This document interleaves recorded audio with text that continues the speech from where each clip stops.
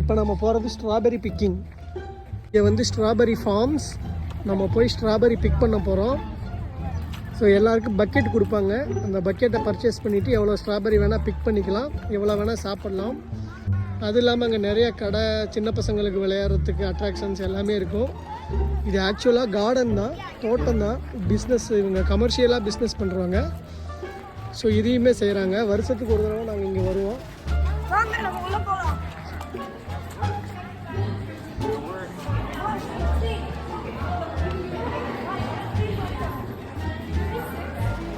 So இங்கே வந்து doughnuts, juice, strawberry juice எல்லாமே கிடைக்கும்.